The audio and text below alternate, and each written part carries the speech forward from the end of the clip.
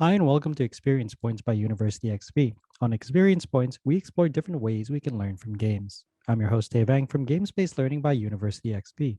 Find out more at universityxp.com. On today's episode, we'll answer the question, what is sandbagging? Competition can be a great concept in a game. We all start out with the same setup or resources, and then, through the structure of the game, its mechanics and dynamics, we discover a victor who has rightfully defeated us all.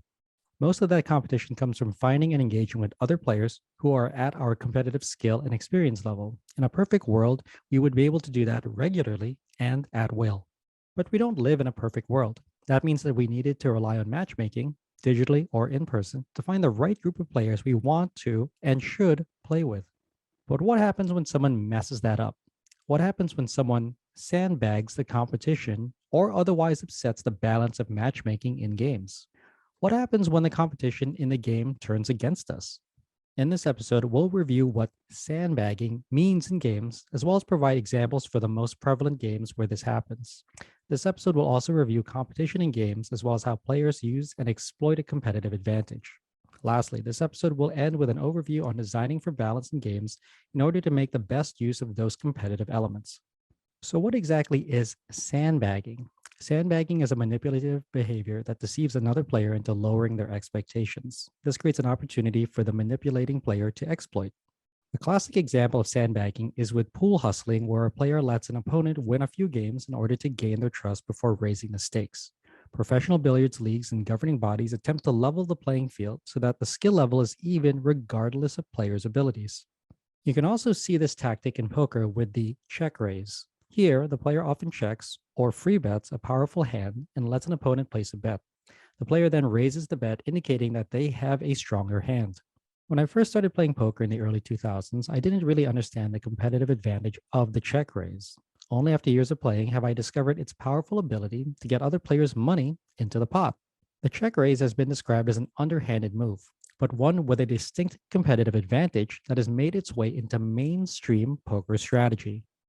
Now, herein lies the goal when creating competition within games. There is a need to keep the game competitive, but simultaneously maintain its integrity so that players can invest in an effort to win.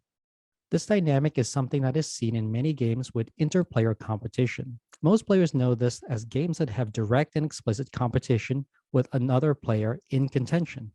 However, not all players are a fan of direct competition games like Risk or Fortnite, where you win by making others lose.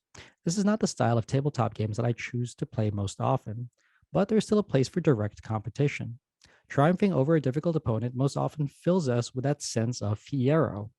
We only get that sense through both game balance and active matchmaking.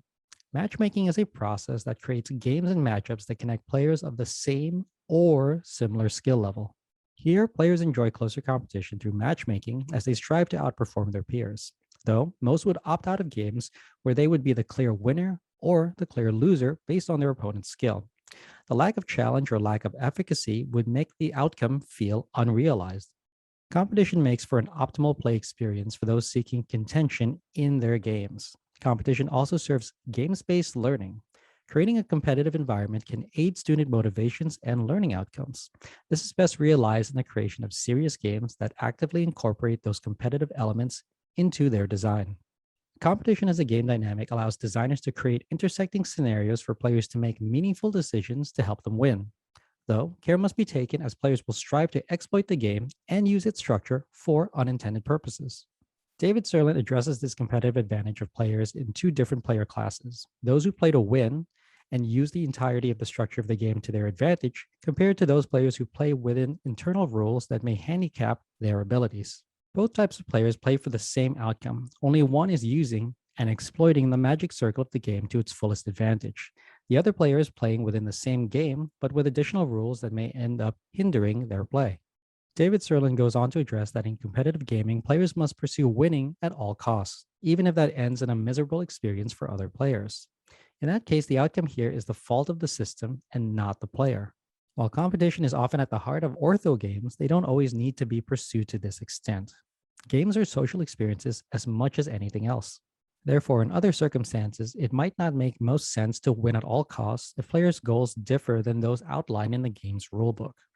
This is especially true for serious games whose true goal is to meet player learning outcomes rather than foster a competitive dynamic. There are certainly players who will seek to win at all costs. Often, this can only be addressed by the game's designer, who is the ultimate author and guide of the player experience. Much of this can be decided through the creation and development of balance in games.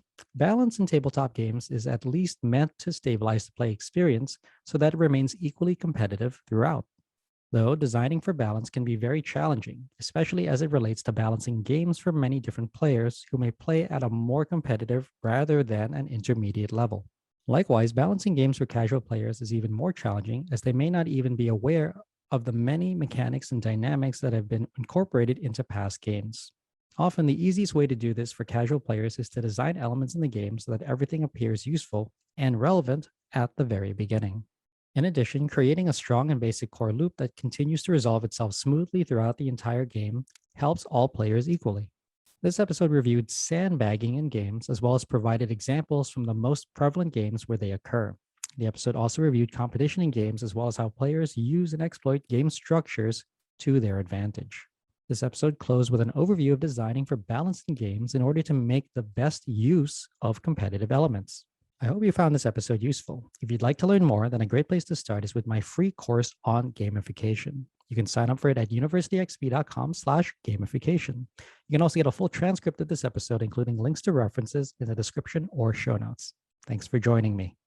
Again, I'm your host, Dave Ang from Games-Based Learning by University XP. On Experience Points, we explore different ways we can learn from games.